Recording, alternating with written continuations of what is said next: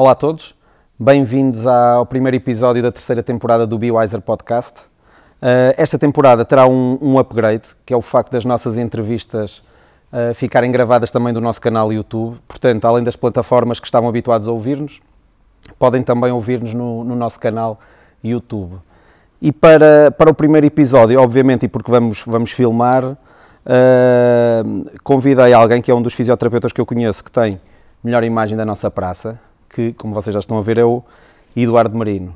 Claro que estou a exagerar nesta parte, mas não deixa de ser verdade. Acho que estás a exagerar um bocadinho. Em relação à imagem, nem tanto. É verdade. Embora que a imagem tenha uma envolvência muito grande, não é? Exatamente.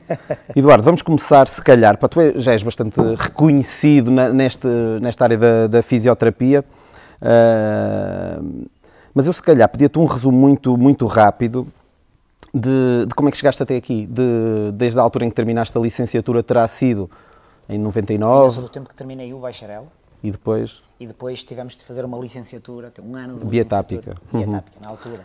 Não foste à manifestação dos vasos da Raiz, a licenciatura de Raiz, em que fomos a Lisboa pedir isso? Não fui. Beneficiaste só disso? Sim, depois. eu beneficiei. Manifestações propriamente ditas, de grandes manifestações, nunca, sempre fui um bocadinho mais ponderado do que ativista. Eu sou um ativista moderado em algumas situações, mas raramente sou muito ativista. Muito bem.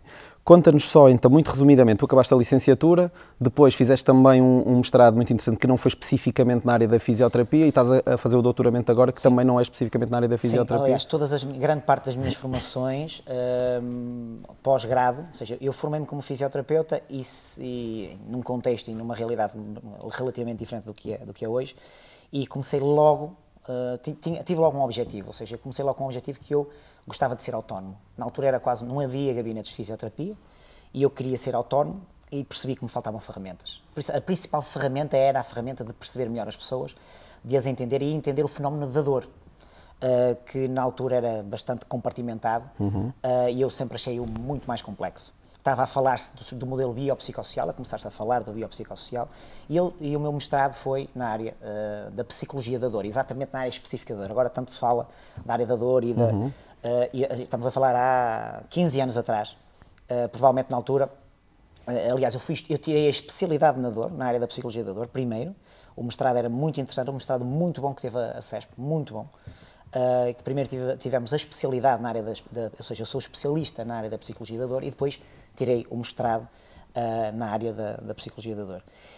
E depois, paralelamente com outras formações, que na área da gestão, que também tive muita dificuldade, fiz uma pós-graduação em gestão e unidades de saúde, então também fiz a minha formação em osteopatia e depois, muito mais tarde, há 4 anos atrás, iniciei o meu processo de doutoramento em antropologia biológica, que basicamente é uma construção, voltamos à construção humana, mas aí de uma forma muito mais primitiva, que nos últimos 10 anos tem sido o meu grande foco de estudo, de perceber realmente que nós humanos somos um bocadinho menores do que aquilo que achávamos, o que nos coloca muito maiores nesse conhecimento e nessa busca de conhecimento. Pronto, está feito o resumo. Muito bem. O teu objetivo com esse doutoramento é exatamente o que é que isso pode trazer depois para a tua prática clínica? Ou... Isto tem sido muito curioso que há 4 anos, quando eu iniciei, era muito raro dentro da área da fisioterapia e na área da medicina global, das ciências médicas, falar-se da importância de estudos como da antropologia. Neste momento, hoje em dia, qualquer publicação, qualquer manifestação na área científica e qualquer palestra na área científica, tanto agora não é presencial, mas também online, a antropologia vem em todos os caminhos. Ou seja, quando começa um estudo, falam sempre que há um antropólogo que fez um estudo na área da dor, na área do comportamento, na área da biologia do sintoma, e a antropologia, basicamente, é o estudo do homem, não só do homem pessoa enquanto indivíduo, mas toda a sua evolução social, cultural, das suas crenças, da sua herança genética ao longo da sua evolução. Acho que se lidarmos com pessoas, se hoje em dia a fisioterapia se preocupa que o ser humano deve ser avaliado em todo esse prisma, é muito importante nós termos uma visão biológica, ancestral da nossa evolução enquanto pessoas para conseguirmos ajudar em todas as manifestações enquanto área da saúde. Muito bem. Eduardo, tu deves ser do fisioterapeuta português que tem mais mais reconhecido dentro dos fisioterapeutas, principalmente quem não está ligado a uma entidade mais oficial, como a AP Fisio ou algo assim. Como é que foi essa construção? Foi uma coisa propositada, porque tu fazes imensos vídeos, apareces muitas vezes nas redes sociais, e isso é uma coisa inata em ti e tu gostas de divulgar muito algumas das coisas que vais fazendo, dá-te prazer, ou foi propositado? Foi uma coisa que tu construíste, a tua imagem também, a partir daí? De uma fase inicial não foi propositado nada. Eu fui aprendendo muita coisa com a vida e com o dia-a-dia. Inatamente eu sou comunicador. Isso é uma coisa que é inato. E eu tenho muita facilidade em relacionar-me com as pessoas. Agora aprendi que isso se chama empatia, porque eu nunca fui muito aquela pessoa simpática do momento. Eu realmente sou assim em qualquer momento. Eu vou a correr na rua e encontro uma pessoa, é quase impossível eu não me meter com ela, ter uma frase, ter um discurso ou de motivação ou a brincar um bocadinho. É algo inato. Isso é inato em mim. É uma forma minha de adaptação. São os meus trunfos adaptativos, que numa fase inicial foram inatos. Neste momento há uma construção claramente, eu neste momento tenho um objetivo claro. As redes de comunicação são puramente profissionais. É muito difícil eu ter um determinado contexto que não seja profissional. E quando isso acontece é porque neste momento as pessoas pedem-me. O orgulho que eu tenho, principalmente nas redes de comunicação, é que eu neste momento tenho pacientes meus que pedem para participar nos vídeos em que eu faço. Estamos a falar, não é, eu peço, já não estou naquela fase que dizia, olha, não importa-se que eu tire uma... As pessoas querem que eu tire fotografias com elas, revêm-se, sentem-se, é uma coisa que eu fico muito contente, sentem-se valorizadas pela forma como eu comunico essa fotografia, essa imagem, que em teoria era num contexto desvalorizado, que era da dor, mas realmente o que eu fico contente é que realmente transformamos essa comunicação em algo ao contrário, algo que as valorize, que se sintam bem, que é uma comunicação sobre a sua identidade, sobre a sua valorização, e isso neste momento é trabalhado, porque também tenho mais ferramentas neste momento para saber trabalhar bem isso. Acho que é um ponto fraco na nossa profissão ainda. No global sabemos comunicar mal. Sim, e as pessoas têm não sabemos medo. sequer, a maior parte, e isto é uma coisa que demora a construção, isto é uma reflexão da profissão. Eu tenho uma grande maioria, não gosto de dizer porcentagens porque aí corremos o risco de estarmos a enganar, uma grande maioria dos fisios, se lhes perguntar a comunicação, a publicação que fizeste, qual é o teu objetivo, qual é o teu público-alvo, e nem sabem responder. Eu fiz aquilo porque, pronto, eu não funciono assim. Mas tu tens alguma ajuda externa, alguma empresa que te auxilia também nisso? Eu tive várias ajudas, tudo que nós vamos evoluindo, eu tive várias, eu sou influenciado por muita gente. O autodidatismo não existe puramente, porque o autodidatismo tens de ser influenciado por alguma coisa, e tem uma empresa que trabalha, que são relativamente aqui perto, que se chama Duas Faces, que tem uma pessoa que é o Sérgio Duarte, que é o nosso diretor de marketing, que paralelamente a isso temos uma relação pessoal que ajuda, e temos reuniões a fazer os nossos treinos na montanha, e aprendi muito com ele, na forma como ele domou a minha comunicação. Ele deu-me sempre, ele é sempre muito exigente, raramente me dá moral, acha sempre que eu não faço bem. E é ótimo, porque realmente eu não gosto muito de pancadinhas nas costas. E as pessoas que mais me ajudaram a evoluir são pessoas que normalmente apontam os meus erros de uma forma construtiva, e ele foi um deles. A minha mulher é o apogeu máximo de que a minha mulher é muito raro dizer que eu fiz alguma coisa bem, o que é ótimo e é o que me faz manter-me enviesado nesta paixão do ponto de vista só profissional, não é? A todos os níveis. A todos os níveis. Basicamente. Okay. Por isso essa exigência é transversal e eu vejo isso. Eu tenho muita dificuldade em ver qualquer contexto só pela situação negativa, mesmo que haja situações que sejam muito difíceis, eu tenho dificuldade como sei que isso acontece, a ciência deu-nos isso. A ciência deu-nos a capacidade. A ciência não existe um balão da ciência que nos atira para um determinado dogma ou uma determinada realidade. A ciência ensina-nos. O maior orgulho que tenho é eu perceber que fui cientista a minha vida inteira. Eu sempre fui muito exigente nas interrogações, eu sempre fui muito perguntador, sempre tentei questionar porquê, sentir porquê, mas em todo o contexto, não é só num contexto profissional, no contexto de eu ser enquanto pessoa. E isso é uma exigência gigantesca. Uma coisa é dizer assim, olha, tu tens que ser fisioterapeuta baseado em evidência. Eu acho que é muito pior, nós não podemos ser, nós temos que ser pessoas baseadas em evidência. Nós temos que ser humanos baseados na evidência. Isso é que é difícil, porque eu não posso ser fisioterapeuta baseado na evidência e acontece uma situação qualquer e eu amo-o. E eu coloco estados de alma em cima de mim e coloco crenças que me vão enviesarem completamente uma coisa. Não posso falar dos vieses no trabalho e fecho a porta e eu estou rodeado sem fazer essa reflexão, sem me transformar, sem perceber que a vida é feita de dificuldades. E é esse espírito altamente científico que eu acho que é muito importante e que todas estas pessoas que me envolveram me ajudaram a cada vez mais cultivar. Eu ia colocar-te aqui uma questão que eu acho que tu já respondeste, que era se tu depois não tens medo de ser julgado pelos pares, mas pela tua conversa. Medo nunca, não, eu tenho muita dificuldade em... O medo faz parte. Voltamos a uma coisa, temos que...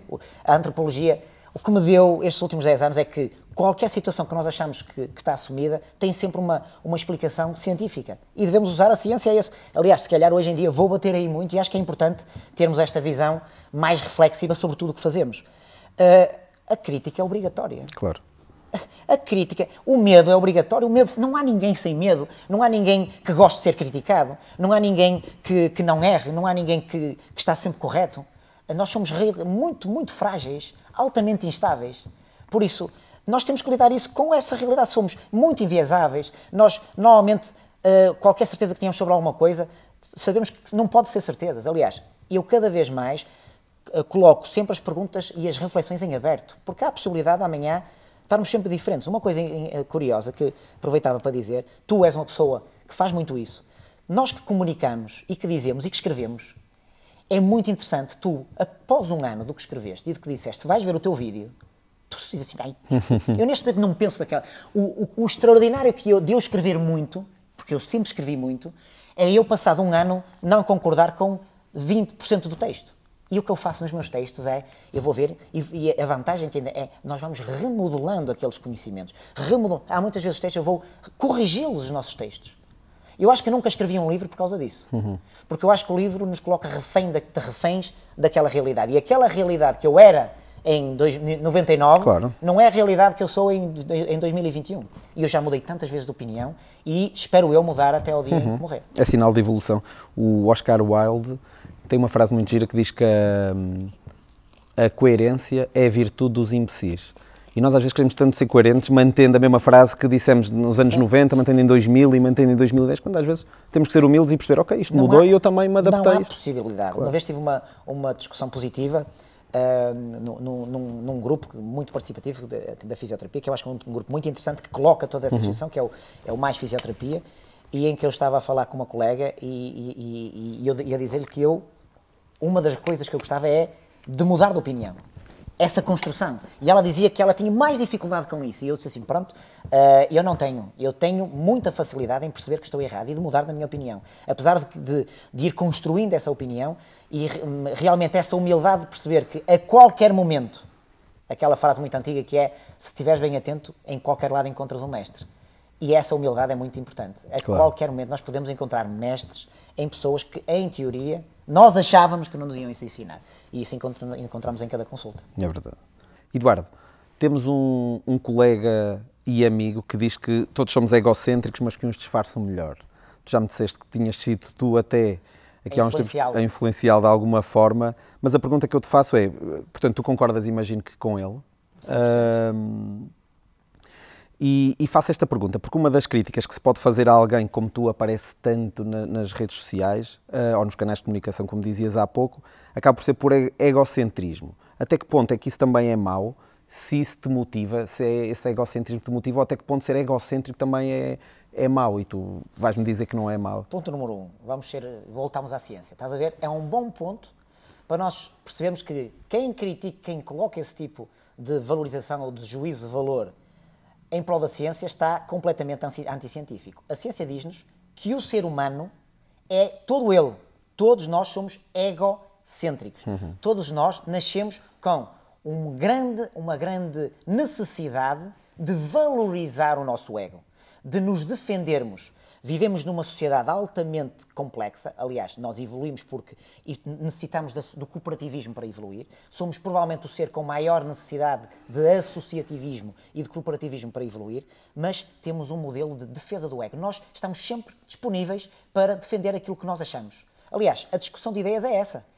De um ponto de vista logo do primário, toda a gente acha que quando alguém nos contraria está errado. Logo, é instintivo, isto é primitivo. Por isso, há sempre uma defesa do ego.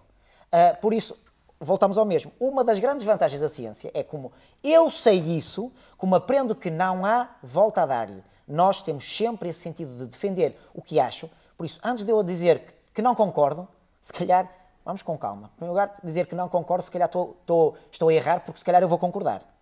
E depois temos uma coisa muito interessante, que é, imaginemos que tu dizes que esta mesa é cinzenta escura, e eu digo que é preta, e tu dizes que é cinzenta escura. E estamos aqui numa discussão, 2 dias. E depois o nosso ego tem uma autoproteção intelectual muito interessante. E imagina que eu assumo, pronto, é cinzenta escura. Eu não vou valorizar o tempo que eu tive a discordar contigo. Não vou valorizar não vou menosprezar essa minha incapacidade intelectual. O que é que eu vou fazer? Vou esquecer. Ou seja, eu estive ali dias e dias a discutir uma coisa que eu estava errado e depois faço de conta que não se passa nada. Ou seja, eu tive errado 2 dias a discutir quase vimente em relação a ti. É uma coisa quase vil. E quando descobri que tu provaste-me, eu fiz de conta, pronto, pois é, azul escuro, estava enganado. E siga. Ou seja, o nosso cérebro desliga, desculpa-nos, autodesculpabilizamos, isso é tudo egocentrismo, isto é tudo a nossa proteção intelectual. O egocentrismo natural faz parte. Agora, como é óbvio, existem extremos e tudo o que é extremo é algo que não é valorizável. Mas o ego, a defesa do ego, é algo normal. Porque a ideia que nós temos é que, eu pelo menos vou tendo um bocadinho essa ideia, ou vou construindo pelo que vou vendo, é que as pessoas mais egocêntricas, e que não é extremado, obviamente, mas no sentido profissional, são mais positivas, costumam ter mais confiança, são mais eficientes para atingir determinados objetivos. E eu, do meu meio, obviamente, o que vou vendo é que pessoas que são mais focadas nelas próprias e não são tão viradas para o outro, e isto não digo isto num tom negativo, tendencialmente são aquelas pessoas que conseguem atingir objetivos e resultados que depois os outros olham e dizem, está bem, mas ele... Pá. Não, Paquete, temos aí um erro ideológico. Porque tu estás e isto é muito interessante, isto, que é, as pessoas que são mais viradas para o outro. Vamos falar então do altruísmo, que teoricamente, em teoria, o que é que tu achas? Que é o extremo do egoísmo. Supostamente é, mas não é. Mas não é. Claro. O altruísmo, aliás, um livro extraordinário, que é O Gênio Egoísta, o que mostra é que o princípio altruísta que existe, aliás, geneticamente existe, em teoria é eu ajudar em prol do outro, mas com um objetivo social. Claro. Porque se eu ajudar o outro, eu vou ter uma valorização de mim próprio, vou ter uma conquista, vou ter uma valorização daquilo que eu represento na minha sociedade. E um dos fatores que o ser humano mais valoriza é a sua representação no clã. Como nós nos vemos, e existe isto então muito nas redes sociais, nós temos pessoas que para elas é mais importante hoje em dia numa rede social ter 100 gostos no que ela escreve do que realmente ter pacientes na consulta. Ou seja, a valorização pelo clã do fisioterapeuta, por aquilo que ela se sente valorizada, é muito mais importante do que realmente ela ter sucesso clínico ou conseguir transformar as realidades das pessoas para irem ao seu consultório e por aí fora. Claro. Porque nós vivemos muito da nossa capacidade de socializar e de ter uma representação hierárquica no nosso clã. Isso existe muito, não é só na fisioterapia, mas nas geral. redes sociais A fisioterapia nós vemos muito um isso. cluster. Okay? Esta discussão está muito evoluída, está muito cá em cima e vou continuar a tentar mantê-la cá em cima, agora falando de carisma. Eu considero-te, Eduardo, que tu és uma pessoa carismática e vou tentar explicar porquê, porque eu fiz aqui umas notas para tentar justificar esta minha frase, que é, eu acho que tu transmites níveis elevados de autoconfiança, acho que consegues influenciar o pensamento de outras pessoas, tens um conjunto de valores e princípios que tornas depois apelativos e transmites uma imagem de competência e de sucesso. Não te vou perguntar se concordas ou não, mas vou-te fazer outra questão, que é, depois existem algumas teorias que dizem que os líderes carismáticos conseguem influenciar os seus colaboradores, os seus clientes, mas que depois têm um handicap, que torna os colaboradores e os seus clientes mais dependentes dessa pessoa carismática. E a questão que eu te colocava é, por exemplo, na relação terapeuta-doente, quando se fala muito do empowerment ao doente, de lhe dar estratégias para ele próprio conseguir resolver a sua condição de saúde, tu achas que alguém carismático que tem a vantagem de, certamente, conseguir que a pessoa altere algumas das suas estratégias que estaria a utilizar e que não são as mais corretas, depois mais à frente não vai criar também uma dependência em relação a um fisioterapeuta que seja muito bom a comunicar, que seja mais carismático, por exemplo? Temos aí 3 pontos importantes e vamos voltar à ciência. A sociedade não existia sem líderes carismáticos. Não existe. Voltamos ao mesmo. Nós, os grandes baluartes que temos na nossa sociedade, desde o ponto científico ao ponto social, ao ético, ao filosófico, é baseada em líderes carismáticos que arrastam, que influenciam, que motivam, que fazem acreditar que é possível. Por isso não há volta a dar-lhe. O carisma é obrigatório para nós seguirmos. Quando nós estamos numa consulta, se nós não transmitir, se o carisma é eu ter alguém que mostra autoconfiança, mostra capacidade, mostra cooperação, mostra motivação, dentro de uma consulta a um paciente, o que está provado, o que a ciência nos mostra é que nós não conseguimos fazer nada, porque vamos ter um paciente que não confia em nós, se nós não termos essa capacidade de mostrar, de influenciar, não vamos fazer nada do paciente, a consulta ainda nem começou e o paciente já sente que algo não está bem e que não vai ser. O paciente necessita de se sentir confortável, de ter um ponto de apoio. O fisioterapeuta é muito mais do que o toque. Eu faço um exercício extraordinário nas minhas formações. Há 3 anos que faço isto, que é, eu peço 4 voluntários, em que um é paciente, todos físios, e isto é muito importante, todos físios.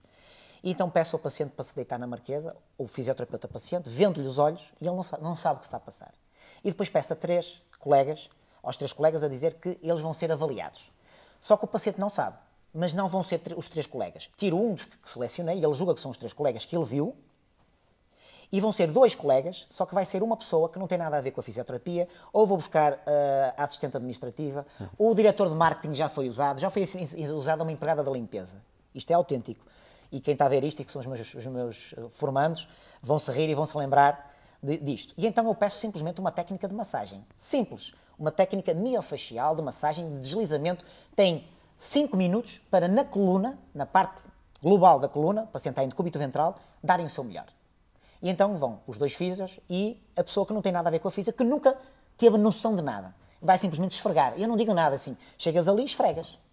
Ela é a última para simplesmente ver os outros a fazer. É a única tutoria que tem, viu 5 minutos, um físio, a maior parte deles com 5, 6 anos de experiência. E no final, quem está deitado vai dar a nota. É incrível que já tivemos em todos os grupos que fiz até hoje, a pessoa que não era físio teve sempre cotações praticamente iguais e já foi uma vez a melhor cotada. Isto mostra realmente que aquilo que dizemos que o que é feito na marquesa, não, claro que não. Aquilo ficou a prova de que realmente o toque que estamos ali é uma ferramenta em prol de tudo o resto. Por isso, esta capacidade que nós temos de comunicar, de sermos empáticos, de nós sermos também um exemplo. Eu não posso dizer que a pessoa vai fazer exercício e eu parecer uma pessoa completamente desmazelada, com um aspecto completo... Tudo, ser fisioterapeuta é muito exigente hoje em dia. E não chega a tirar umas fotografias no Instagram a dizer que fui correr. Realmente nós temos que ser essa vivência. E se há coisa que construiu esse dito carisma, porque o sucesso e o insucesso são sempre muito variáveis, que são muito transformados. Eu digo isto aos meus pacientes. Eu digo assim, eu sei que sou uma solução para ti enquanto resolver o problema. Enquanto tiver a fazer parte dessa solução. Enquanto continuar a ser esse veículo de transformação. Mas se eu partir as 2 pernas, eu sou na mesma a mesma pessoa. Só que se calhar como nunca vou conseguir fazer as mesmas coisas, provavelmente vai haver uma fração que já não vai sentir essa obrigação. Ou se tiver qualquer tipo de problema que me limite, vão-me bater nas costas, assim, Eduardo, tu és um gajo porreiro. Mas vão buscar outras soluções. Por isso, esse carisma é algo essencial a um fisioterapeuta, com esta exigência que engloba todo este fator social, cultural, de dimensão de conhecimento técnico, científico e a todos os níveis. Mas deixa-me reforçar só aqui uma coisa, ou voltar a questionar-te outra coisa. Porque a ideia que eu tenho, quando alguém é muito carismático, é que começa a ser, e tu vês isto não só na fisioterapia, mas vês isto também, por exemplo, no futebol e noutras áreas também, mesmo no mundo empresarial tens isso, em que líderes muito carismáticos começam a ser endeusados também. Que eu acho que é uma coisa difícil de contrariar a certa altura. E a minha questão era muito por aí, como é que tu na fisioterapia fazes com que o doente, a certa altura, não te endeuse e que faz com que ele se torne também muito dependente de ti. Isso, como é que geres isso? O endeusamento é uma palavra demasiado forte para eu sentir necessidade de uma tutoria ou sentir necessidade, eu preciso daquela pessoa porque encontrei naquela pessoa algo na minha vida que me faltava. Por isso, nós temos que perceber também o que é que a fisioterapia faz. Veio acrescentar à área da saúde. Este acompanhamento, esta tutoria, esta capacidade que temos de, muito mais do que tratar o sintoma, fazer esta dimensão pedagógica da vida da pessoa. E ainda no outro dia, há 2 dias, estive com um colega nosso, com o Bernardo, a falarmos sobre isso. Nós temos muita gente que fala sobre essa dependência. Nunca esquecer, a linha que separa a dependência ou a não dependência do abandono é muito pequenina. 60% das minhas pessoas são pessoas acima dos 60 anos com patologia crónica. A patologia crónica diz esta rotina, este circuito extremamente volátil. E eu chegar à beira da Dona Maria, com 70 anos, que foi operada às próteses, que vai ali uma vez por mês ou 2 em 2 meses, ter essa tutoria, dizer assim, pronto, agora está autónoma, pronto, vá à sua vida. Isso é completamente anticientífico. Porque essa pessoa vai precisar de fisioterapeuta. Nós não podemos dar tiros nos pés, nós não podemos dar tiros nos pés a dizer que o nosso toque, por exemplo, não é importante. Porque existe aí um conjunto de profissões a esfregar as mãos mortinhas, certo, que o fisioterapeuta não sinta, que o fisioterapeuta diga que afinal a terapia manual não é importante. E não a colocar num... Eu detesto pirâmides. E isto deixa-me falar para a Carmen. As pirâmides são uma irregularidade científica. Não há pirâmides comportamentais. Está provado. Os fatores são multifatoriais. Nós não podemos pôr na base da pirâmide o exercício e em cima, outro tema que falei com o Bernardo, que era o estado de bem-estar. Se o bem-estar pode ser a plataforma maior, dependendo do caso. Pode haver uma pessoa que o facto de estar extremamente desvalorizada, naquele momento sentir-se bem é muito mais importante do que mandá-la correr. A pessoa nem consegue andar. Há pessoas que não conseguem claro, sequer ter um estilo de vida. As pirâmides são horríveis. E a terapia manual é uma ferramenta do fisioterapeuta essencial, que exige treino, perícia, que exige ser enquadrada no modelo. O fisioterapeuta não pode... nós não precisamos de dizer que é só exercício para desvincularmos o fisioterapeuta da massagem. Não, a massagem é do fisioterapeuta. Mas além da massagem temos outras coisas, claro, outros recursos. Qual é o problema disso? Porque senão estamos a dar tiros nos pés. E não é tiros gigantescos. E não vamos pensar que tu ao dizeres, eu uso a terapia manual às vezes, nunca vais ser bom nisso. Porque se a terapia manual, nesse estudo que eu fiz com os colegas, depois usávamos uma outra técnica mais complexa, que era uma mobilização lombar. E aí, o que era engraçado é que as pessoas já davam nota aos fisioterapeutas. Muito melhor. Porquê? Porque aí evoluiu a técnica. E então a pessoa mesmo vendada percebia que realmente aquele desempenho melhorou a nota do fisioterapeuta em prol da pessoa que não percebia nada de fisioterapia. Isto o que é que nos diz? Diz-nos que, em primeiro lugar, nós somos muito mais que o toque, mas quanto mais perícia temos, quanto mais à vontade... não sei se já foste tratado por alguém, só o facto de vocês estarmos numa posição desvalorizada. Uma lesão nós estamos vulneráveis. Pedir ajuda a um profissional. E termos um profissional com à vontade técnica muito elevado, com uma naturalidade de movimentos. É quase um bailado. Eu costumo dizer aos meus formandos que até tem que parecer bonito o que fazemos. A pessoa fica muito mais descontraída do que alguém que realmente diz que faz umas coisas, mas antes de fazer já está a tremer e pega mal e não sabe como é que há de pegar de um lado e viu alguém fazer uns vídeos a fazer umas técnicas manipulativas. Dá muito trabalho ser um bom terapeuta manual. É um skill essencial, altamente valorizado pelas pessoas. Está provado que o toque é muito valorizado pelas pessoas. Nós somos humanos. O toque só por si só já é importante se associarmos a nossa cultura, o nosso conhecimento científico, o exercício, esta tutoria. Somos uma profissão quase única, não é quase, é única no meio da saúde e é por aí que vamos evoluir a alto nível.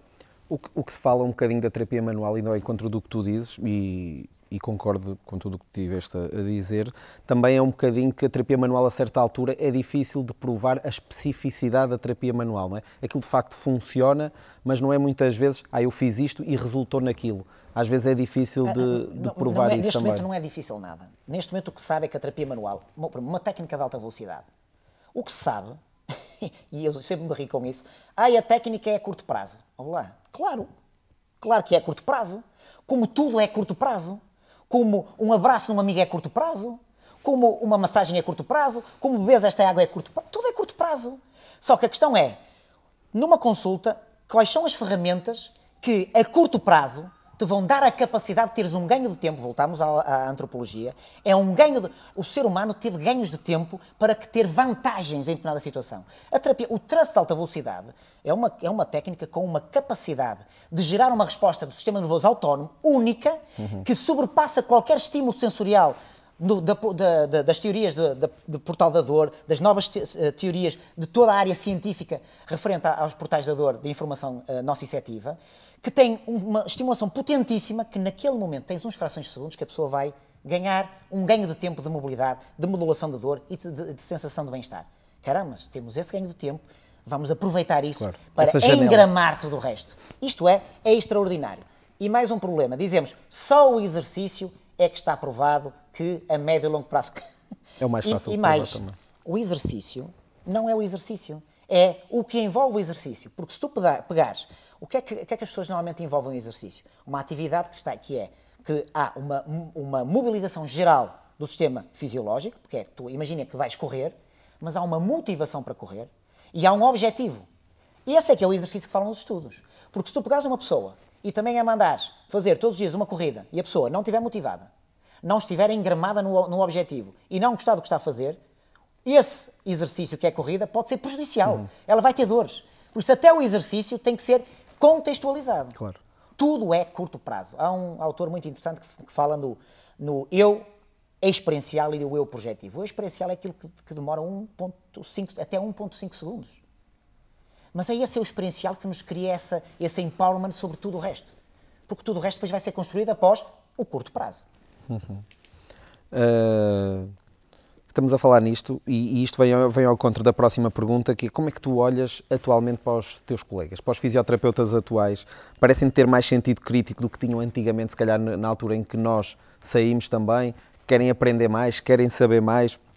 Também existe depois o oposto, ao mesmo tempo, quando têm uma leitura muito mais crítica a tudo, se calhar são mais arrogantes às vezes, obviamente não serão todos, mas serão mais arrogantes, julgam com mais facilidade. Como é que tu olhas neste momento para a profissão? Eu acho que tudo é normal, voltamos ao mesmo. A profissão está muito mais exigente, está muito mais arguente, está muito mais reflexiva, tem muito mais conhecimento, os nossos colegas novos trouxeram-nos muito mais coisas novas e muito melhor para a profissão. Nós vivíamos numa profissão que não questionava nada. Assumia o diagnóstico do fisiatra, era o que era, está instituído. E tinha o modelo de intervenção e nem éramos praticantes, não éramos pensadores. Neste momento, estas últimas 2 gerações, estamos a colocar gerações a nível de décadas, trouxeram uma capacidade de arrogância que acho que começou na minha geração, sinceramente, e de reflexão muito grande e acho que está muito mais construída. Agora é normal, repare, voltamos à antropologia e ao conhecimento. Vamos aqui falar num tema que é o expertise, que é até que ponto é que a experiência é importante. É muito importante. Mas, repara, a sociedade, se vivesse refém de que tu, para opinar sobre tudo, tinhas que saber como se faz tudo, nós não tínhamos ganho de tempo nenhum. Por isso, compensa, eu sem saber nada, poder opinar sobre tudo. Aliás, é muito importante essa irreverência para que individualmente eu consiga limar as minhas arestas, enquanto jovem, e isto e aquilo, e eu não preciso ter experiência para poder falar. É verdade. Aliás, no Facebook nós temos gente que sabe sobre tudo. E é muito importante mesmo nos modelos de governação do mundo, do país, da sociedade, temos pessoas que, independentemente de não perceberem de tudo, são líderes de tudo, porque depois conseguem delegar essas funções, faz parte da sociedade. Em relação a essa arrogância, eu não me incomoda nada isso. Acho que é normal, nós acharmos que temos razão é normal, eu falar alto é normal, tudo isso é normal. Agora, se eu quero ser cientista, isso não é nada normal. Claro. Agora, o que temos é na área da ciência, gente a dizer que defende ciência e comunica mal. E comunica de forma errada. E não acerta no público-alvo. E nem sabe para quem é que está a falar. E utiliza juízos de valor. Fala de ciência, mas utiliza juízos de valor no meio de que comunica. Utiliza ironia, quase a roçar a banalidade. Ou seja, é nada científica naquilo que está a fazer. Por isso, se eu quero ser cientista a 100%, tem que ser na globalidade. Para ser eficiente. Eu não tenho que ser. Mas para eu ser eficiente enquanto ser humano, tenho que utilizar a todos os níveis. Vou dar aqui um exemplo que eu há pouco tempo acompanhei algumas pessoas fora, que nós temos muita tendência de ouvir as influências exteriores, e acho muito bem. Então havia, nomeadamente, dois colegas nossos ingleses que faziam crítica da terapia manual, que não, pronto, aquilo para a esquerda, para a direita, e que quem vendia, e as pessoas que defendiam a terapia manual queriam era vender cursos, e isto e aquilo. Andaram assim tempos e tempos. E de repente, essas pessoas que defenderam tudo lançam um curso. Juntaram-se, lançaram um curso que é um curso de tutoria em que a publicidade o curso só custa 12 euros por mês, é o mesmo que tomar um café com leite. Quer dizer, andaram a criticar as outras pessoas que viviam da formação.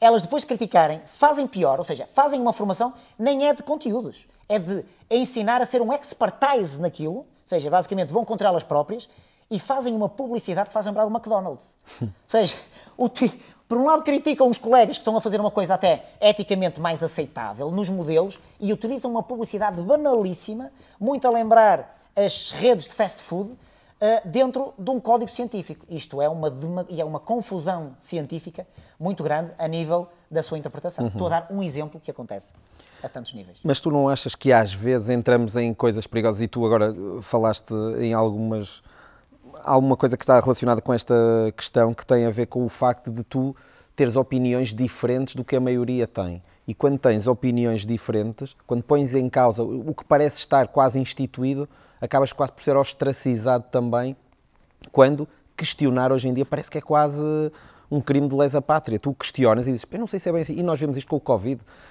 Existe uma teoria que se tu disseres que algo um bocadinho diferente do que está instituído, de repente és um negacionista. Quando tu às vezes só estás a questionar, será que esta é a melhor estratégia? Será que não se podia... Lá vem um negacionista. E tu não achas que isto existe também, mesmo na fisioterapia também existe um bocadinho isso, tu não vais ao encontro do que é instituído e o que é dito pela maioria e pelos tais influencers, de repente tu és um, entre aspas, negacionista? Sim, os extremos também são um ganho de tempo. essa acumulação de opiniões rapidamente conseguem atingir um público muito grande. E é muito fácil. Porque é que as redes sociais tiveram tanto sucesso? Em primeiro lugar, nós, seres humanos, temos a tendência inata de ver o que é que os outros fazem. Nós gostamos. O facto de sermos, aquilo é cusco, nós somos todos cuscos. Nós gostamos de ver o que é que os outros fazem. Claro. É assim que aprendemos. É da natureza. Ponto final. Por isso, há duas formas de tu continuares uma ideia. Uma, por si só, a ideia é tão boa, que tu sozinho, ela é tão boa, e eu vou-te dar um exemplo, que é um dos meus grandes mestres, Charles Darwin, defendeu a teoria da evolução, que é a grande base do que nós estamos aqui a falar, sem nenhuma prova, sem nenhum dado científico. E ele morreu, e só depois de morrer, ou seja, a sua teoria era tão boa, fazia tão sentido, que, apesar de ter muitos problemas, ela foi passando. O Einstein também passou por isso. E ele morreu, e eu estou a dar este exemplo, podemos ir dar Einstein, mas este exemplo é, ele morreu, e só depois de morrer é que houve um dado arqueológico de provarmos que havia uma evolução da espécie. Ou seja, ele durante este tempo todo, e estamos a falar de uma pessoa que foi há 150 anos atrás, não foi assim há muito tempo, a teoria dele, que continuou simplesmente com a ideia. Ou seja, isso é a primeira fase. Depois tens outra, que é, imagina que existe uma situação instituída numa área, vamos falar da nossa área. Se a tua ideia por si só não chega para conturbar aquela situação, tu tens que ir tendo mais gente a defender essa ideia. E então existe aí o associativismo, ou o corporativismo, que é dentro de um determinado clã da fisioterapia, que somos pequeninos, existe um conjunto de pessoas que todas elas começam a divulgar aquela mensagem, que vai passando e vai ganhando os seus defensores.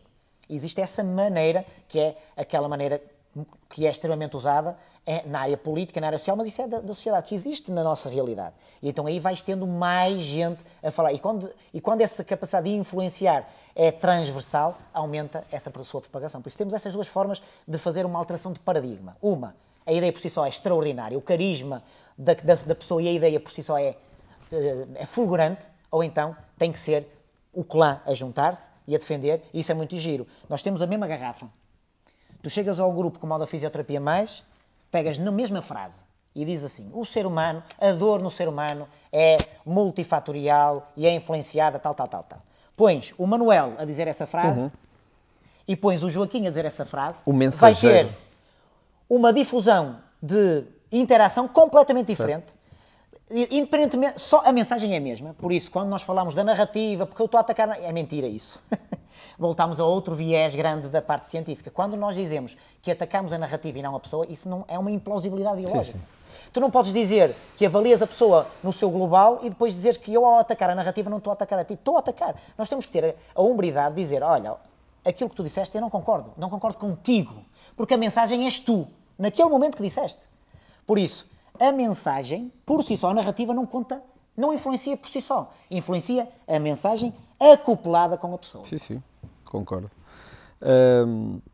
Eu li uma vez um documento qualquer no Jornal de Negócios, nunca mais me esqueci, só para ir ao encontro do ir contra a corrente, que nós às vezes vemos, e era alguém de sucesso, era uma empresária de bastante sucesso, que pertencia a um quadro de administração, era a CEO até, acho eu, e ela dizia, em todos os quadros de administração tem que haver um urso.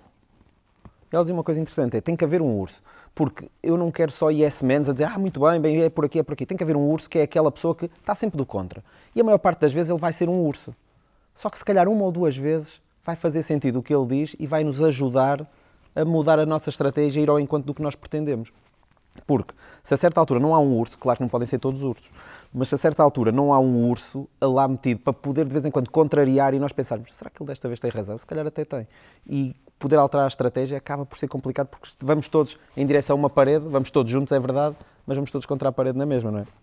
E a importância de às vezes haver vozes contra e nós termos a capacidade de não matar o mensageiro e ouvir a mensagem, esquecer o mensageiro e focar-nos no que é que ele está a dizer, qual é a mensagem. E hoje em dia, indo ao encontro do que tu dizes, nós focamos muito mais no mensageiro do que propriamente na mensagem e isso acaba por não nos fazer evoluir. Tem que ser no global e aprendemos sempre. Nós não podemos atacar as medicinas complementares como atacamos, as medicinas alternativas. Nós temos tanto a aprender.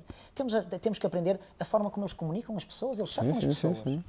Nós não podemos atacá-los. Podemos não concordar com determinadas formas de ação que são claramente prejudiciais à sociedade em si, quando são pessoas que utilizam isso ou simplesmente pelo meio económico e estão claramente a utilizar a mentira e com proveitos económicos, que existem alguns casos, claro. Mas a grande maioria há muito a aprender. A maneira como as pessoas comunicam, como são empáticas, como ajudam, como trazem a pessoa para a sua realidade, como ouvem a pessoa. Então só temos a aprender em relação a isso. Por isso, não é a atacar, a chamar que aquele é aldrabão, que eu vou conseguir que a dona Joaquina venha à minha consulta e dizer assim, olha, aquele senhor diz que meter essa coisa na cabeça funciona, mas olha, eu vou-lhe mostrar aqui outra forma de o fazer. Ele fez o seu melhor, mas olha, e aquilo que é que faz? Aquilo influencia, explicar, desconstruir aquela realidade. É o que eu faço. Sempre fiz. Eu sempre tive uma relação extraordinária com os indireitas da minha zona, com os massagistas, eu tenho pacientes curandeiros. Tenho pessoas de várias religiões que lançam búzios. Eu sempre fui muito... Eu fiz formações de tudo que tu possas imaginar. Eu fiz a formação de Reiki para poder falar sobre isso. Estou aqui a dizer, não tem problema nenhum. Fiz a formação de Reiki e eu já fiz... já tratei muitas pessoas que fazem coisas. Eu sempre fui... Já fiz a formação de hipnose clínica. Já fiz um conjunto de formações para perceber o porquê. E tudo isso vai ter a mesma situação, que é a capacidade que essas ferramentas dão para modular a informação que essas pessoas conseguem. Depois, no meio daquilo tudo, existe o efeito placebo, que é outro problema. Não há forma de ser humano sem ser placebo. O placebo ou nocebo, ou seja, a capacidade de seres influenciado positivo. Não dá para... a ciência diz o contrário do que aquilo que às vezes advoga. Isso é efeito placebo. Não, não é. Isso é. Não é. Isto, o placebo está na consulta. E é este placebo que é influenciar com a ciência. É esse paradigma que tem que ser mudado. Muito bem. Estamos a falar da nossa profissão, Eduardo, e eu agora gostava de colocar uma questão relativamente à ordem dos fisioterapeutas. Relativamente às tuas expectativas. Achas, por exemplo, as pessoas será que não estão com uma expectativa demasiado elevada em relação à ordem? Eu fazia essa questão depois também a outro colega nosso no último episódio da segunda temporada. As pessoas terão noção que vão ter que pagar para pertencer à ordem dos fisioterapeutas, mas de repente, a partir do momento em que começam a pagar, vão achar que a ordem vai conseguir resolver todos os problemas da fisioterapia. E será que as pessoas também estão preparadas para haver mais escrutínio sobre a sua prática clínica, sobre o que eles fazem? Será que a ordem não vai poder dizer, atenção, há determinadas técnicas que não podem ser feitas por fisioterapeutas, não é da área de atuação deles? Como é que tu estás a ver isto? Eu acho que a ordem, neste momento, é uma obrigatoriedade. Eu aí tenho que falar sobre o meu estado de alma em relação a essas coisas. Eu sou muito pragmático. Volto a dizer, a ciência está em mim em todos os seus... Eu tento ter ganhos de tempo. A ordem é, para mim, um ganho de tempo. É um ganho de tempo global. Nós temos gente muito competente. As pessoas que eu conheço que estão a esse nível são extremamente competentes. As que eu conheço, não só pessoalmente, mas as que eu vejo que estão... Acho que temos cada vez gente colocada em pontos importantes na nossa sociedade. Nós precisamos ter uma voz. Não só... a minha guerra não é ter um fisioterapeuta na telenovela, que faz parte disso. Acho que tudo isto, toda essa envolvência, isto demora tempo. Os fisioterapeutas têm que perceber que isto demora tempo. Nós somos relativamente provetas ainda. A ordem não vai resolver nada. A ordem vai criar e modular a profissão com determinadas regras, com uma visão muito mais rigorosa, com muito mais arguência. É obrigatório. Nós precisamos de regras, precisamos de líderes, precisamos de carisma. Cara, mas eu sou muito tribal. Eu adoro ter líderes. Eu trabalho à quarta-feira numa empresa que só o facto... Eu tenho um prazer enorme de trabalhar lá. E lá eu sou o único sítio onde não sou líder. Sou líder do meu processo. E gosto muito da valorização. Gosto muito de ser comandado. Sempre gostei. Eu sempre gostei do cooperativismo nos clubes. Sempre adorei. O estarmos a batalhar em prol. Sou muito primitivo. E é tão bom termos uma liderança. E olhar para o meu líder e ver um vigor. Ele é um líder extremamente... É um extraordinário líder. Eu estou lá porque comecei a trabalhar com ele, porque ele tem um desgaste, como se fosse um atleta de alta competição, com uma liderança rigorosa, exige muito da pessoa. Ele é o Cristiano Ronaldo da liderança, que eu costumo dizer. Tem um desgaste acima de qualquer atleta que eu trate. Eu revejo-me nele, eu sinto-me bem, porque sou liderado por alguém que eu me identifico. Nós precisamos disso na nossa profissão. Nós precisamos de líderes carismáticos na nossa ordem. Líderes carismáticos pela sua ação, pela sua capacidade de organizar. E nós, enquanto fisioterapeutas, devemos ter esta capacidade nesta fase de aprender. De perceber que não é a ordem, não é essas pessoas que vão estar lá, somos nós todos. Nós temos que fazer parte. Nada de perguntas, essas coisas do preço. Vamos imaginar que eu quero ir fazer um curso à Biwiser. Algum dia, eu vou perguntar, vou ser influenciado pelo preço, mesmo, e há pessoas que dizem, isso porque tu tens possibilidade económica. Foi construída a minha possibilidade económica de ter liberdade. A única coisa que o dinheiro dá é a liberdade, e aquilo que nós vamos construindo temos liberdade de escolha e uma opção de escolha. Mas mesmo que eu não tivesse dinheiro, como já aconteceu, o meu mestrado, eu fiz um empréstimo. Eu ia pedir dinheiro. Se realmente eu quisesse fazer a formação da Biwiser X e não tivesse dinheiro e aquele era o meu objetivo, não ia ser o dinheiro. O dinheiro para mim é como a distância. O dinheiro pode ser, um curso da Biwiser a custar 8.000 euros, pode ser baratíssimo se me transformar. Ir à consulta do paquete a 400 km pode ser perto. Eu tinha um fisioterapeuta ao lado de casa, que ando lá em 3 pacotes de 20 sessões, o paquete eu vou lá e num dia, além de me alterar a minha dor, dá-me motivação, mostra-me o que é que eu tenho que fazer e dá-me confiança, valeu aqueles 400 km, valeu os 50, 60 euros que lhe dou. É isso, o longe e o perto e o caro e barato são perspectivas. Por isso a ordem para mim, eles se me dissessem assim, a ordem vai custar X, eu dizia assim, quanto é que é? Vamos fazer parte do processo. É muito importante fazer a ponte e aprender com o passado e olhar para as outras ordens. Nós temos uma vantagem, que é aprendemos o que é que pode não ter corrido bem na APF, melhorar um bocadinho essa capacidade que temos de gerar a aglutinação de todas as massas e não só de grupos, e aprender com as outras ordens e perceber que mesmo assim as coisas não vão correr bem. Mas temos que ter uma oportunidade. Claro. Mas a tua expectativa, ou achas que as pessoas não estão com uma expectativa demasiado alta relativamente à ordem, que a ordem vai resolver o problema de pessoas que recebem 4 euros a hora e a ordem vai se intrometer? Isso não resolve nada. Porque isso nem é função da ordem. Nada. A ordem não tem essa função. Claro. Essa é a função de cada um. Nós temos que perceber que a vida é dura. A vida vai-se... Há uma frase muito interessante de uma maratonista que é espetacular, que ela diz assim, quando eu estou numa maratona e me sinto bem, eu já sei que aquilo vai durar pouco, porque é um curto prazo. Certo. Porque eu sei que vou acabar a maratona toda lixada. A vida é igual. Quando tu te sentes muito bem na tua vida, aproveita porque aqui isso passa. Porque a vida é feita de instabilidade. Nós somos instáveis, somos frágeis, somos altamente instáveis, nós somos insatisfeitos.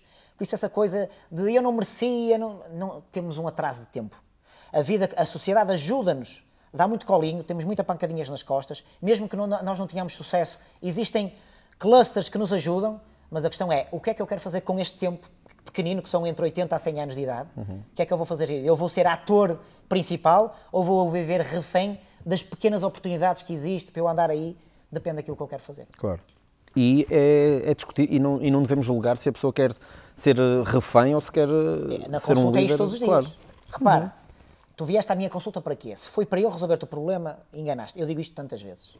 Agora, se tu chegas aqui porque queres perceber o que tens, a tua dor, temos que perceber que para alterar isso, alguma coisa tem que ser feita. Porque para fazer o que tu fizeste, eu costumo dizer assim, olha, para destruir o joelho já fizeste tu. Imagina uma lesão, tu para destruir o joelho, olha, está aqui.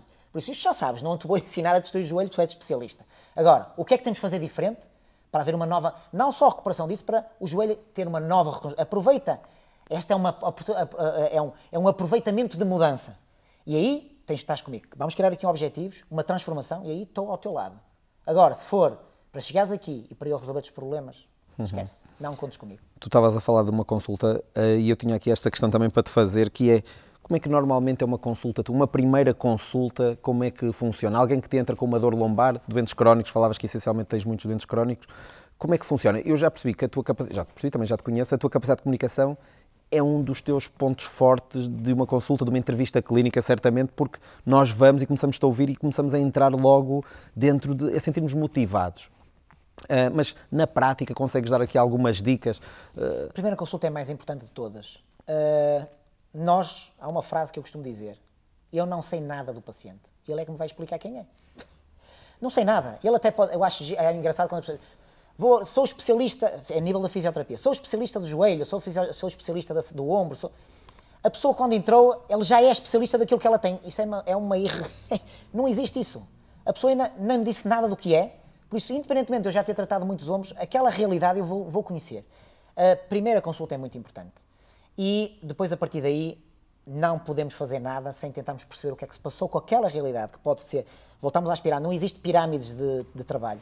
Existe uma multivariedade de fatores que vão ser avaliados e eu não parto para consulta nenhuma sem nós percebermos, o paciente fazer parte desse processo, termos um objetivo, e aqui é em comum, e quais são as variáveis que vamos utilizar, quais são os valores de trabalho que vamos apontar para esse objetivo. Tu não tens questões fechadas? Tu deixas o cliente de repente começar a falar, vais ouvindo, vais tirando notas, ou vais conduzindo também um pouco o cliente? O que é que o traz por cá é a minha pergunta? O que é que precisa de mim? O que é que eu posso ajudar na sua vida, que o trouxe até aqui, o que é que eu posso ajudar? É a minha pergunta inicial. Depois há perguntas fechadas que são abertas, que é uma pergunta muito importante numa consulta. Há quanto tempo? Que é uma pergunta que muito pouca gente faz, independentemente da área da saúde. Eu tenho uma dor no ombro e tal, então vamos ver o ombro. Não, há quanto tempo? E se tu me dizes que foi há 10 anos, a pergunta tem que ser: o que é que aconteceu há 10 anos? Isso são perguntas básicas.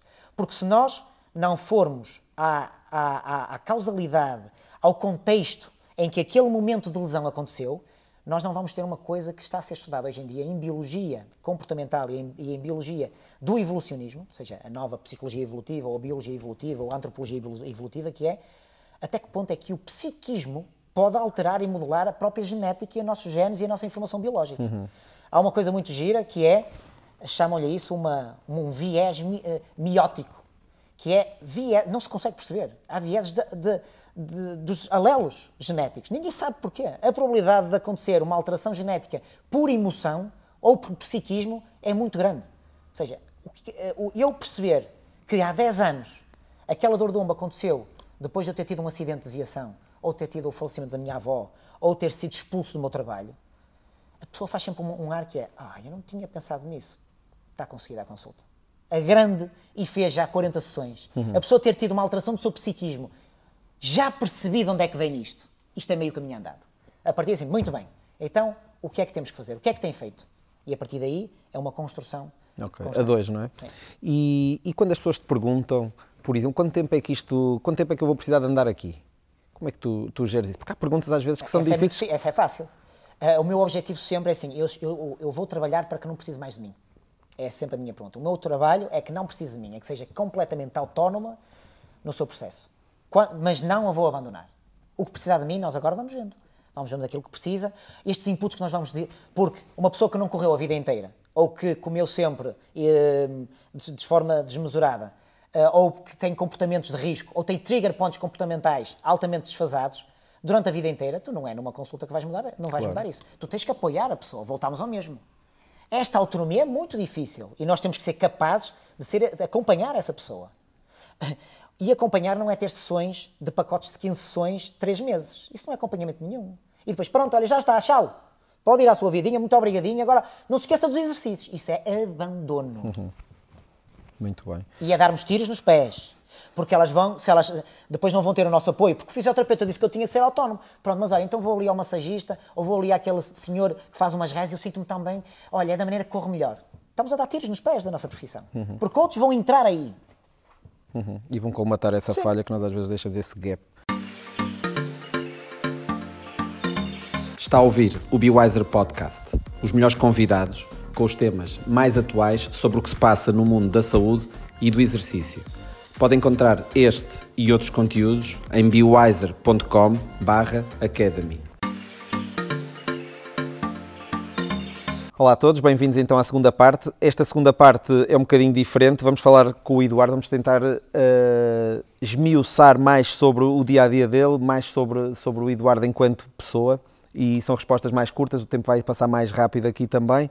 Eduardo, se calhar começava por perguntar como é que tu preparas o teu dia-a-dia, a tua agenda. Preparas à noite para o dia que vais a seguir? Eu sei que tu tens as consultas marcadas, é feito logo pela clínica, mas a tua parte também mais pessoal, em que tu precisas, como é que tu trabalhas o agendamento do dia seguinte, ou fazes semanalmente? Ótima questão, que muita gente que me conhece, é um ganho de tempo que eu fiz na minha vida, depende muito da minha logística, sou muito pontual, muito rigoroso, sou muito pontual. Para mim, pontual é um respeito social. A pontualidade é uma exigência quem trabalha comigo, a pontualidade. E eu não sou um líder autoritário, nunca fui, para o bem e para o mal. É assim, eu sou um líder, por exemplo, sempre fui. E depois sou um líder, por exemplo, com os meus pacientes. Por isso, só para tu teres uma noção, não tenho problema nenhum em dizer, eu acordo rigorosamente. Eu tenho filhos, tenho uma família, tenho uma logística, e a minha logística não é o trabalho. Tens 2 filhos, não é? Tenho 2 filhos, tenho uma mulher e 2 filhos. Que idade é que têm os teus filhos? 15 anos, o mais velho, e o mais novo tem 10 anos. Eu acordo e acordo sempre às 7 menos 10. Às 7 horas eles têm que ter o pequeno almoço. E eu deixo as escadas e preparo-lhes o pequeno almoço. Cada um tem uma emenda. E 1 minuto e 30 que está o leite no micro-ondas, eu utilizo, ligo o meu telemóvel, ligo a SIC ou o Canal 1, normalmente é a SIC e ouço as notícias, e por exemplo, 1 minuto do micro-ondas do leite, eu estou a fazer flexões. 1 minuto do outro leite do outro filho, que é mais tempo um bocadinho, que ele gosta mais quente, eu estou a fazer uns exercícios globais, ou seja, é tipo uma ativação. Quando preparo-lhes a lancheira, tudo aquilo eu raramente tenho desperdício de tempo. Utilizo sempre para fazer alguma coisa. Subo, às 7h10 tenho o pequeno almoço, vou preparar-me a situação toda, porque às 8 menos 10 saímos de casa, porque eles têm que estar na escola às 8. Eles estão na escola, eu já os levo praticamente equipado, das 8 às 9 treino, 1 hora de corrida. Só não treino à quarta-feira, de resto treino todos os dias, corrida em montanha, a maior parte das vezes. Às 9, entro na clínica e sou rigorosíssimo nas consultas. O meu paciente já sabe, por isso, é muito raro um paciente que chega a consulta às 9, chega às 9h15. Em primeiro lugar, porque sabe que a probabilidade da consulta vai ser mais pequena. Claro. E se chegar um bocadinho mais, a probabilidade de não ter consulta não vai acontecer. Porque não é por causa dele, é por causa do paciente que vem a seguir. Porque em momento algum, tu chegares atrasado, a tua incompetência pode alterar a competência do outro. E depois, a partir daí, o meu dia é muito metódico, em que altamente rigoroso no horário, e a partir daí ter as pessoas que estão à recepção a ajudar-me nessa. Tu ligas-me, queres uma sessão para vir aqui falar contigo. E eu entro em contato com a minha agenda, com as minhas administrativas, elas cortam a hora, escrevem lá, têm que escrever o que é, porque às vezes não sei o que é. Escrevem BioWiser Podcast, escrevem lá e fica registado, e depois todos os dias elas lembram-me o que é que eu tenho que fazer. Eu tenho uma agenda que são as minhas administrativas, são essenciais. Eu sozinho não faço nada neste momento. Mas tu, antes de teres essas administrativas, como é que fazias? Eras tu Sozinho. Que gerias e era tudo apontadinho, rigoroso, preparavas no dia anterior, fazias Eu não sou muito rigoroso, sou um bocado indisciplinado e contratei gente para me ajudar no rigor. Ou seja, eu tenho as minhas administrativas para me darem esse rigor, porque eu sou tenho coisas positivas, mas eu sou altamente criativo e todos os criativos têm um bocadinho de cabeça no ar. E tu não tens tempos mortos, ou seja, quando tens tempos mortos, o que é que fazes? Não tenho tempos mortos, não existe isso. Imaginei que fosse. Eu escrevo todos os dias, escrevo os tempos mortos, que teoricamente era quando um paciente sai, a minha consulta demora 45 minutos a 50, agora 5 minutos são para desinfetar a sala, e os outros 5 minutos, ou estou a ouvir alguma coisa, um podcast estou a ouvir, ou escrevo. Normalmente escrevo, eu tenho um insight por dia. Imagina que tens uma dor no joelho específica sobre só qualquer coisa, eu sei que vou amanhã fazer uma publicação sobre o joelho. Normalmente faço isso, uma publicação de 2 em 2 dias. Tu não te tornas aborrecido? As pessoas têm paciência depois, mesmo em casa, para te ver sempre ativo, sempre a trabalhar, sempre sem parar. Como é que tu... Sim, claramente torno-me... uma exigência. Sim, em casa eu depois tenho essas... Eu em casa o dolce fare niente, como é que tu... Eu em casa não falo de trabalho, zero. Não falo com a minha mulher de trabalho. Aliás, é um problema que ela quer que eu fale, eu não falo de trabalho. Eu desligo muito facilmente. Eu, por casa, sou um pai altamente brincalhão, porque eu sou muito criança. Eu não tenho muita vergonha na cara, não sou uma pessoa, eu não me lembro de ter vergonha na minha vida. Não me recordo mesmo. Tu dizias agora para tirar a roupa, eu tirava fácil, sem problema nenhum, não há problema nenhum. Porque também quem me rodeia já sabe quem eu sou. Tenho um sentido de humor sempre mais cheio de piada. Não me levo muito a sério. E isso faz com que eu depois tenha outro contexto com os amigos. Quem me conhece sabe que eu sou muito brincalhão. Estou sempre a utilizar esses recursos para quê? Como eu sou muito rigoroso no resto, e isso é um ganho de tempo novamente, isso vai vai banhar um bocadinho Mas o meu self. isso foi uma coisa que tu trabalhaste, porque não é normal ver alguém que num contexto é totalmente brincalhão, totalmente fora, um pouco rigoroso e pouco exigente, não sei se é a expressão correta, contigo próprio, mas que depois entra num modo de competição e a partir de agora é assim. Sempre trabalhaste isso ou sempre foste assim? Sempre fui assim. Ok. Aprendi isso na faculdade, eu tive a sorte de a fisioterapia ser uma paixão, que me ajudou a perceber a fisioterapia, a sorte que eu tive de... Eu nem gosto muito desse termo usado displicentemente, mas aprendi com a evolução natural que o termo o acaso pode acontecer. Sim, sim. Por isso, o acaso fez-me criar uma profissão altamente versátil. A fisioterapia permite nós experienciarmos toda esta multidisciplinaridade, que é o contacto com as pessoas, o contacto connosco próprios, e foi aí que aprendi. E aprendi que podia fazer a diferença. E que podia ser competitivo. Eu nunca tive pontos fortes, nunca fui uma pessoa que ia encontrar o ponto forte na pancada. Que eu, se fosse para andar à pancada, entre a espécie, eu perdia e já tinha morrido. E não tinha sobrevivido. As minhas ferramentas de sobrevivência nunca foi o contacto físico. Aliás, fui sempre relativamente vulnerável fisicamente. Eu gosto muito da parte física, mas tive a sorte de perceber que não era por ali o meu futuro. Eu sempre gostei de jogar futebol. Tinha até alguma habilidade, mas percebi que não ia ter longevidade e capacidade, porque havia outros colegas muito mais fortes fisicamente. Por isso não era aí. Era na parte mais intelectual, cognitiva, na modulação dos comportamentos que eu poderia ter sucesso. Sempre foste bom aluno? Na faculdade fui bom aluno. E antes eras um aluno médio? Médio. Sempre fui um aluno médio. Nunca fui um aluno brilhante. Deixa-me fazer aqui outra questão relativamente ao que estavas a dizer, porque nem sempre as coisas te vão correr como esperado, apesar de tu seres muito organizado, de vez em quando imagino que tenhas momentos menos positivos, em que estás menos motivado. Qual é o teu discurso interno nessa altura? Como é que tu te motivas? Eu insulto-me todos os dias, normalmente. Desculpa? Insulto-me com muita regularidade. Eu sou um arguento comigo próprio muito... Eu todos os dias, vamos imaginar, eu digo que corro todos os dias, eu corro todos os dias. E agora parece que estou a falar com o meu filho, que eu estou sempre a motivá-lo. Tu achas que me apetece correr todos os dias? Como é óbvio, não apetece correr todos os dias. Porque o ser humano tem um determinado plafond de energia. Para fazer isto tudo, uma vida como eu tenho, gasta-se muita energia. E eu tenho 42 anos. Eu tenho que controlar muito bem a minha energia. Quando é que eu vou atacar e quando eu tenho que perceber que, ao atacar, o meu corpo vai gastar energia, vai ficar cansado, vai ter dor, vai ter esses processos. Essa gestão E eu todos os dias, parte do meu cérebro diz... Descansa. Para que é que tu vais correr? Também tu não vais ganhar nada, vais correr para quê? E eu disser assim, não, eu estou a dizer isso, já estou a calçar as sapatilhas, eu não dou hipótese. Ou seja, eu estou sempre nessa arruência. E eu tive uma epifania muito grande há 2 anos. Eu entrei no doutoramento em antropologia muito entusiasmado. Era basicamente um projeto de vida. Mas tentei armar-me aos cágados. Ou seja, entrei no plano curricular, imagina. Ou seja, eu fui estudar com os alunos que tinham bolsas, a ter aulas à quarta, quinta, sexta na faculdade de Coimbra, com alunos fresquinhos, com 20 anos, arqueólogos, médicos, biólogos, e eu achava que eu ia de carro para lá, chegava às consultas, normalmente no mesmo nível, ia correr, ia fazer tudo.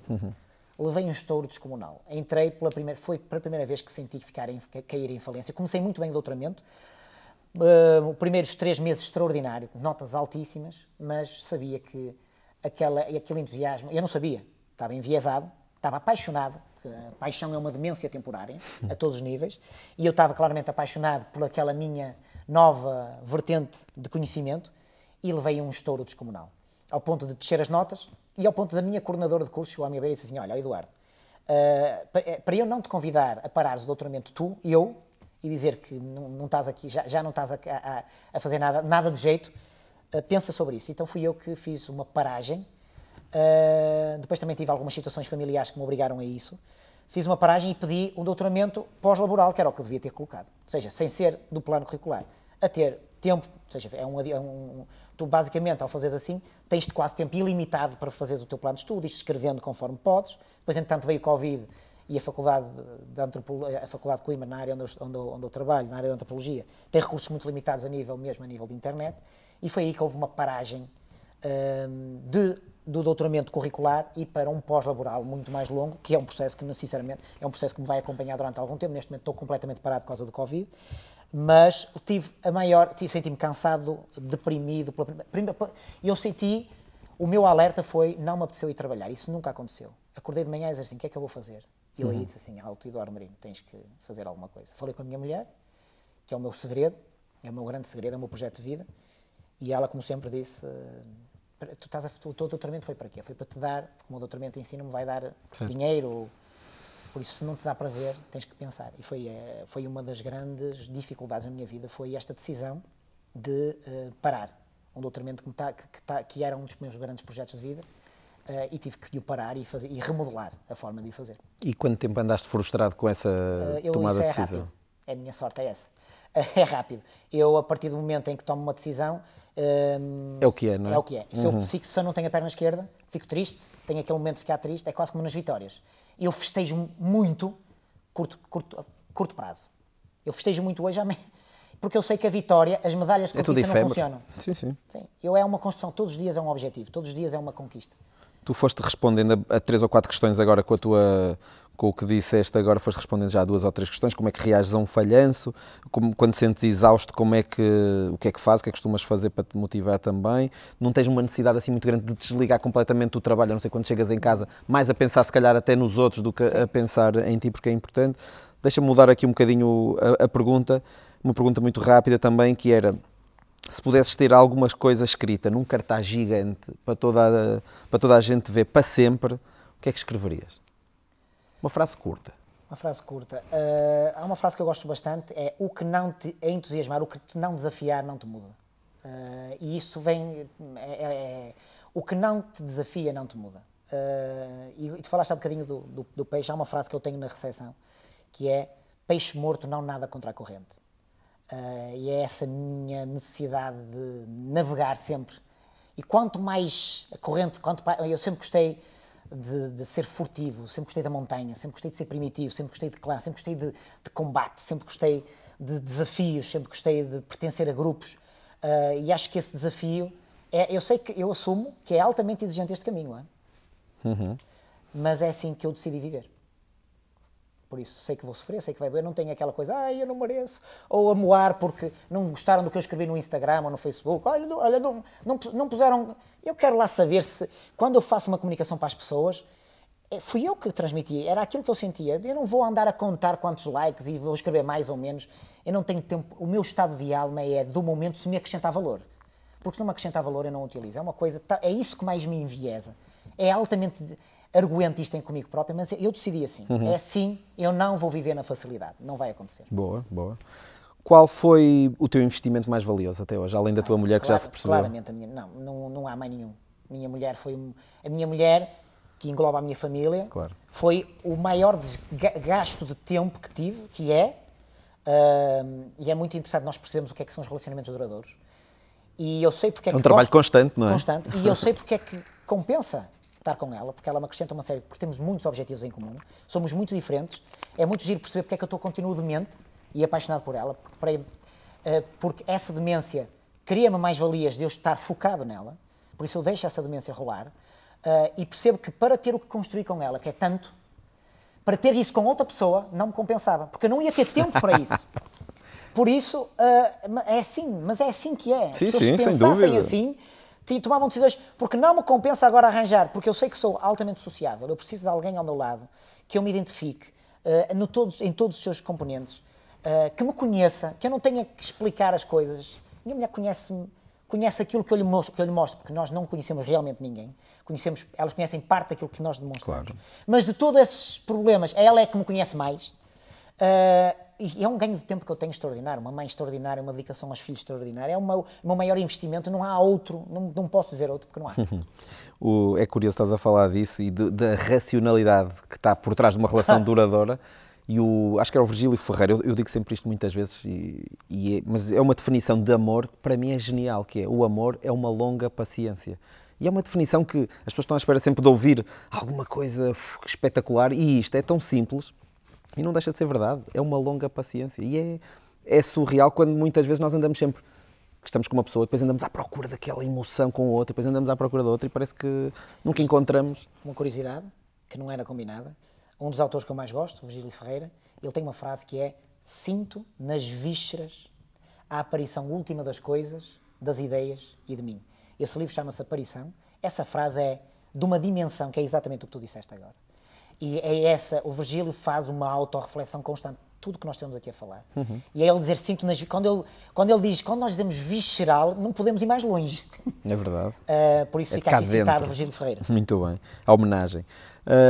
Uma crença nova que nos últimos tempos, ou um comportamento que alteraste, ou um hábito que trouxe melhorias significativas à tua vida. Tiveste alguns? Ou quais foram durante a tua vida? Eu não quero colocar vou colocar a crença já antiga no conhecimento. Vou colocar no sentido positivo a ciência como a minha crença. Ok. Eu sou altamente cético. É curioso que às vezes falo com pessoas que achavam que não, por este meu caminho de ter um espírito aberto de conhecimento em relação a tudo. Eu sou altamente cético. Eu disse que fiz várias formações, eu tive que situações inacreditáveis. Quando eu fiz hipnose clínica, havia parte prática, e eu adorei. A hipnose dá-nos uma capacidade de perceber como eu vou-te modular o teu comportamento enorme. Mas depois tínhamos a parte prática, que era as pessoas... Ninguém me hipnotizou na vida. Não tem hipótese nenhuma de me hipnotizar, porque eu tenho sempre um espírito. O que é que tu me estás a fazer? Ou o que é que me está a acontecer?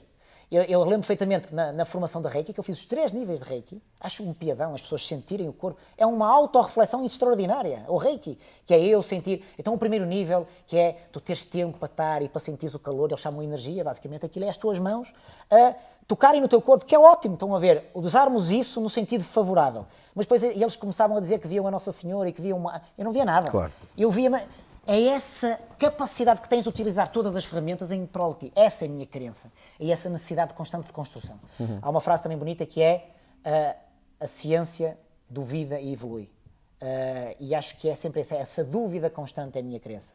Porque a ignorância afirma ou nega, diz sim ou não. É isso, a ciência duvida e evolui. Eduardo, só para finalizar, mais 2 questões. Eu já percebi que tu lês bastante, mas existe algum livro que, do ponto de vista pessoal, até te tenha ensinado mais? Eu tenho devorado livros nos últimos anos. Eu vou aproveitar e vou falar de atores a esse nível portugueses. Eu gosto muito, eu aprendi, eu não conhecia essa pessoa, por isso é que é importante as redes sociais.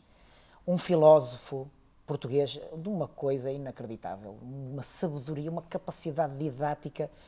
Bem, eu mandei-lhe uma mensagem, por isso é que é importante, é assim que eu funciono. Chama-se Desidério Muros.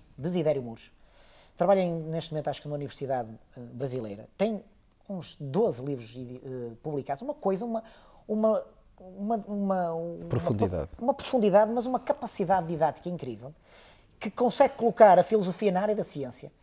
E ele tem vários livros. Tenho livros sobre a crença. O último que li, estou a metade, é o que eu estou a ler neste momento, que é sobre a lógica. Chama-se Lógica Essencial. Fala sobre coisas banais, da área filosófica, que pega na ciência e dá-lhe uma lição. Basicamente, tem que ser... Eu sou muito influenciado pelo que ele pensa. Não fui só influenciado por ele, mas ele influenciou-me muito sobre como eu penso nestes últimos tempos, nesta adaptação da ciência à parte filosófica e como tudo está em determinados momentos ligado, noutros não. E aconselho claramente a lerem a obra, pelo menos este livro que eu estou a gostar bastante, mas ele tem um sobre a crença que é extraordinário. Muito bom. Aconselho claramente a lerem esse escritor português, que depois temos Damasio e por aí fora, mas eu queria citar outro que as pessoas não conhecem. Não fosse um clichê. E fala-se muito agora de filosofia na nossa área, que está-se a começar a falar, acho que é importante, mas este ouve-se aquilo e tem-se de construção, porque às vezes falar filosofia... há ali não bate a cara com a careta. É muito difícil nós falarmos sobre filosofia porque temos que exprimir uma globalidade do conceito. A narrativa é muito importante e ele claramente apaixonou-me essa capacidade. Muito bem. Eduardo, última questão mesmo, o que é que andas a ver e a ouvir? Alguma série? É assim, além do BioWiser Podcast? Sim, além do BioWiser Podcast já vi vários. O último que eu vi foi com o... Foi o último, foi com o Lucas. Com o Lucas, vi-o todo. Voltamos à minha logística. Quando eu corro, normalmente corro outdoor, mas quando corro em casa, eu comprei uma passadeira para poder não perder tempo. Quando chove ou quando tenho os miúdos da logística, e então aí vejo séries. E há uma série, eu vou aconselhar um podcast e uma série. Uma série que eu vou aconselhar não é portuguesa, eu ia dizer que chama-se Homeland. É uma série extraordinária. Eu devorei a Blacklist e a Homeland quase que se unem. Em primeiro lugar porque têm protagonistas, têm líderes carismáticos, tanto um como o outro, embora que a Homeland é mais potente na sua... Não tem tanta novela, não faz tanta ficção. Tu encarnas como se estivesse na sociedade. Aconselho claramente Homeland, uma série extraordinária. Onde é que viste? Na Netflix? Netflix. E depois vou aconselhar um podcast. Eu ouço podcasts a correr. Ou seja, eu quando estou parado, quando é em casa a correr, vejo a série na televisão. Quando estou a correr, ouço podcast. Há dois, só tenho que aconselhar dois. Um, que é o melhor podcast português da área de divulgação científica, de longe, não tem comparação, que é 45 graus. É uma coisa, é uma aula universitária. José Maria Pimentel, é assim que se chama. É uma aula, tem 100 episódios, é uma coisa, tem de todas as áreas, área política, científica, quem quiser conhecer esta área, muito do discurso que eu falei aqui na área evolutiva, Paulo Gama da Mota, que tem um nível português elevadíssimo, tem 2 episódios a falar sobre a biologia evolutiva, fala sobre isto que eu estive a falar aqui, de uma maneira ainda mais científica, mais difícil, e depois um que é Isto é Ciência, se não me engano, que é português também, David Marçal e Carlos Filhais, 30 minutinhos, convidam cientistas da nossa área. David Marçal e Carlos Filhais há muito tempo que andam na guerra da divulgação científica. Carlos Filhais, da Universidade de Évora, ou era da Universidade de Évora. Ótimo podcast, por isso eu aconselho estes dois, Isto é Ciência, ou Assim Fala a Ciência, algo assim do género, e 45 graus. Muito extraordinários. Eduardo, é um gosto. Fantástico. Muito obrigado. Acho que temos aqui uma estreia de terceira temporada. Magnífica. Aí para rever daqui a uns anos, como eu também estive aqui há 10 anos atrás. No Career ou Talks, mais, não foi? No Career Talks. Ver as duas, a nossa idade e como é que nós vamos evoluindo. É uma coisa extraordinária. É que como eu dou muita cara, sempre dei, isso ainda não existe muito em Portugal, na nossa área, é muito interessante analisarmos o nosso envelhecimento. É uma coisa, eu gosto. Há muita gente que olha, estamos mais velhos, as rugas. Eu adoro isso. Porque é uma inevitabilidade. Nós escondemos o envelhecimento, pomos botox, tentamos pôr no Instagram os filtros e tal, mas nós temos que dar a cara com a realidade. Voltamos ao mesmo. A ciência também nos diz isso. Quanto mais virmos a nossa cara, quanto mais estivermos em contacto com aquilo que nós erramos e que podemos construir, melhor nos identificamos e melhor desafiamos a nós próprios. E mais temos a relação da dualidade muito difícil, que é aquilo que eu acho que sou e aquilo que sou. Muito bem. Eduardo, finalizaste de maneira perfeita. Um abraço e obrigado. Tá Obrigado bem? a todos e sejam uns fisioterapeutas inconformados. Vamos ajudar a ordem e a colocar ordem em nós e nós próprios a colocarmos ordem nas nossas práticas. Obrigado, Eduardo. Até à próxima.